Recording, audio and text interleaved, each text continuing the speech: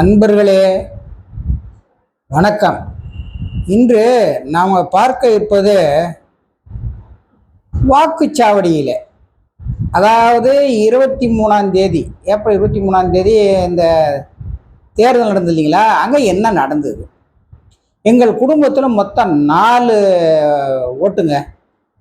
So பையங்க 2 பேரும் நீங்கள் முதல்ல போய் பார்த்துருவாங்க, உங்களுக்கு இருந்தால் நாங்கள் வரோம் அப்படின்னாங்க. சரின்ட்டு இப்போ நாங்கள் எங்களுடைய வீடு, அதாவது ஃப்ளாட்ஸு, அதுக்கும் அந்த பூத்துக்கும் எவ்வளோ தூரம்?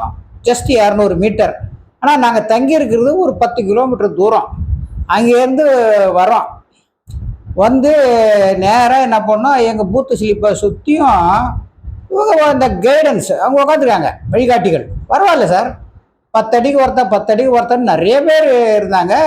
நாங்கள் போய் காமிச்சோம். பார்த்த உடனே, சார் நீ எஸ்ஐஆர் ஃபில்லப் பண்ணி தரல, உங்களுக்கு இல்லைன்ட்டாங்க. இது ரொம்ப எங்களுக்கு அப்செட் ஆகலை, ஏன்னா இவங்க ஏதாவது பண்ணுவாங்கன்ட்டு. ஆனால் மாற்று வழி ஏதாவது வச்சுருப்பாங்க அப்படின்ட்டு, சரி வேறு வழி என்ன சார்னா, வேறு வழி இல்லை, நீங்கள் ப்ரெசைடிங் ஆஃபீஸரை பாருங்கன்னாங்க. நேராக நான் ப்ரெசைடிங் ஆஃபீஸரை போய் பார்த்தேன்.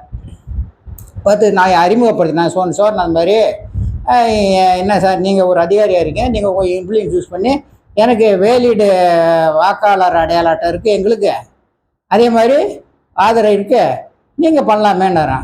நீங்கள் சொல்லலாம் 100க்கு 100 உண்மை சார், இது எங்களுக்கும் தெரியும். ஆனால் நாங்கள் என்ன சார் பண்ண முடியும்? இவங்க ஏதோ ஒரு லிஸ்ட்டை வச்சுக்கிட்டாங்க, அந்த லிஸ்ட்டில் பேர் இருந்தால் மட்டும் ஓட்டு போட சொல்லுவாங்க. இப்போ அந்த லிஸ்ட்டில் உங்கள் பேரை காட்டுங்க சார், எந்த வித ஆவணமும் இல்லை, நான் உங்களை உள்ள அனுப்பாங்கன்னாரு. என் பொசிஷனில் இருந்தால் நீங்கள் என்ன பண்ணுவீங்க? இப்போ கட்சிக்காரங்க உட்காந்துக்கிட்டு டிக் பண்ணுறாங்க. இப்போ நான் ஒரு சீரியல் நம்பரை சொன்னால் உடனே அவங்க எல்லோரும் டிக் பண்ணலாம், அவங்களுக்கு எந்த சீரியல் நம்பரை சொல்லுவேங்கிறார். நியாயம். ஸ்டேடிங் ஆஃபீஸர் செய்தது நியாயத்திலும் நியாயம். அப்போ இந்த அயோக்கியத்தனத்தை யார் இந்த மாதிரிலாம் பண்ணுறது? தேர்தல் ஆணையம். ஏன் இவனுங்க நீட் தேர்வை வச்சு நிறையா மார்க் வாங்குறோன்னா கீழே தள்ளினானுங்க. அதே மெத்தட் யூஸ் பண்ணி பொதுமக்களுக்கு ஓட்டில் தான் பண்ணுறானோ. யாருக்கோ போய் மொத்தமாக ஒரு ஆள் வாங்கிட்டு போய் 100 பேர் 150 பேருக்குன்னு ஃபில்லப் பண்ணி கொடுத்துருக்கான். அதெல்லாம் எங்களுக்கு விஷயம் தெரியும். என்ன நடக்குதுன்னு நாங்களும் அமைதியாக தான் பார்த்துக்கிட்டுருவோம் பொதுமக்கள். அது எப்படி நீங்கள் உங்களுக்கு வேண்டியவனுக்கெல்லாம் அள்ளி அள்ளி கொடுத்து கத்தையாக கொடுத்து நீங்கள் ஃபில்லப் பண்ணி உங்கள் பேரை வரவழைச்சிட்டீங்க, ஒரிஜினலாக விட்டுட்டீங்க. இதுக்கு பேர் ஜனநாயகம். ஜனநாயக கடமை நீங்கள் செய்யுங்கன்னு நீங்கள். நாங்கள் ஜனநாயக கடமை செய்யறதுக்கு 10 கிலோமீட்டர் தாண்டி 250 ரூபா ஆட்டோவை கொடுத்து வந்தால் எங்களுக்கு இல்லைங்கிறது. இது பேர் தான் ஜனநாயக கடமையா சார்? இப்போ நீங்கள் மம்தா பானர்ஜி வெஸ்ட் பெங்காலில் என்ன ரகலை பண்ணாங்க பாருங்க. நீங்கள் அவங்களுக்கு தெரிஞ்சு போச்சு 100க்கு 100 ஏமாத்தின தூக்கி போட்டு நான் உடைச்சேன், சுப்ரீம் கோர்ட் வரையும் உள்ள வழி பார்த்து ஒன்றும் பண்ண முடியல. இது மாதிரி ஏன் தமிழ்நாட்டில் வரல? தமிழங்கிற வீரங்கிற அகான்ற ஓன்ற, ஆனால் ஒற்றுமை இதை திராவிட முன்னேற்ற கூட்டணி கொஞ்சம் பண்ணாங்க, அதோட அவங்களும் விட்டாங்க. எதிர்கட்சி சொல்ல வேண்டாம், திமுகவும் அது கூட்டணி என்ன செய்யுதோ அதுக்கு ஆப்போசிட்டாக பண்ணுவாங்க அவங்க. இது நல்லா இல்லை சார், இதெல்லாம் அசிங்கம்.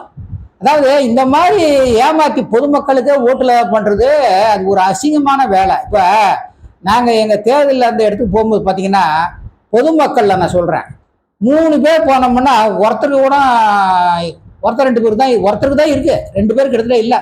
சுருக்கமாக சொன்னால் 30% கூட அங்கே இல்லை.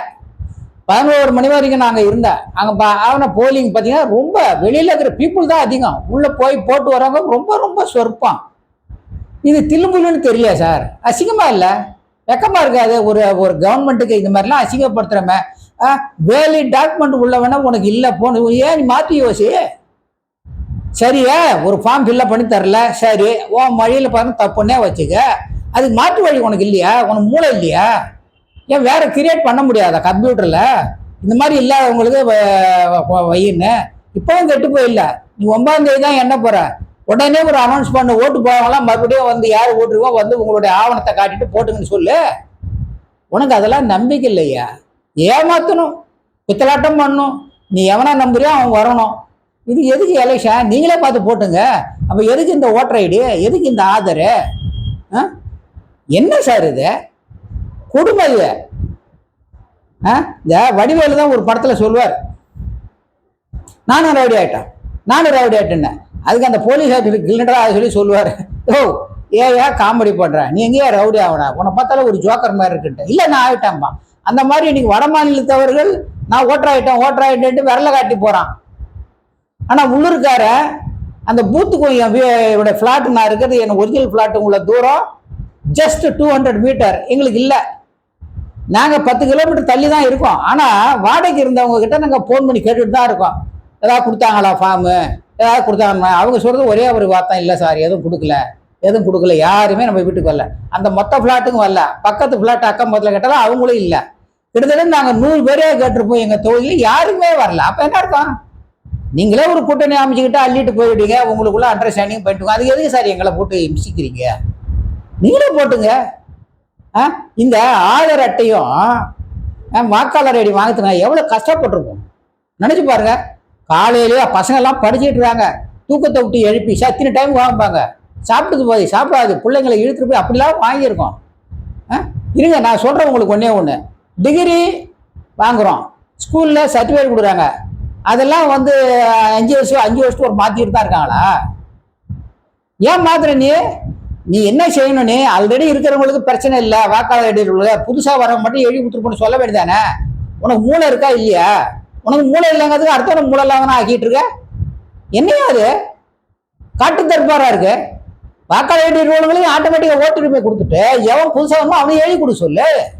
நீ தலைகள் பாடம் சொல்ற. பூலிங் ஆஃபீஸர் என்ன சொல்றாரு? நீ உங்களுக்கு சார் உங்க பேரு தான் போற சார். இந்த பிரசைடிங் ஆஃபீஸரு என்ன சொல்றாருன்னா, சார் உங்களுக்கு பேரை காட்டுங்க, உங்களுக்கு எந்த ஆவணமும் தெரியல, இல்லாட்டி கூட நான் உள்ள விட்டுறேங்கிறாரு. நினைச்சு பாருங்க நீங்க, எந்த ஆவணமும் இல்லாட்டி கூட அவர் போட வைப்பாராம். அப்ப என்ன அர்த்தம்? போகஸ் தான் நாங்கள் ஜெயிக்கும், ஒரிஜினல் காரன் எப்படி ஜெயிப்பான்? என்ன நினைச்சு பாருங்க சார். அதாவது தலைகீழ் படமா இருக்கு. சில வருஷம் முன்னாடி பேர் இருக்கும், ஆவணம் இல்லைன்னு துரத்தி விடுவான். இதை இப்போ தலைகீழ் படம் வச்சு ஆவணங்கள் இருக்கும், பேர் இல்லைன்னு துரத்தி விடுறீங்க. அதாவது இப்படி புது மெத்தடை யோசிக்கிறீங்க நீங்க.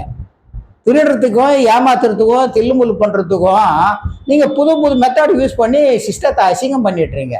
இது நல்லா இல்லை. பொதுமக்களை ஒட்டுமொத்தமா பொங்கி எழுந்து இதுக்கு ஒரு முடிவு கட்டினால் ஒழிய இந்த மோசமான செயலுக்கு வேற வழி இல்லை. அல்லது நீதிமன்றத்தில் போய் பொதுநல வழக்கை தொடருங்க. பொதுமக்களுக்கு எப்படி ஓட்டுப்பிடி தடுக்கலாம், நீ ஒரு ஃபார்ம் எழுதி கொடுக்கலாங்கிறதா வேண்டிய அப்படின்னு அதையும் கேட்கணும். கேட்டு ஒரு நல்ல முடிவோடு நாங்கள் எதிர்பார்த்துக்கிட்டு இருக்கோம். நன்றி, வணக்கம்.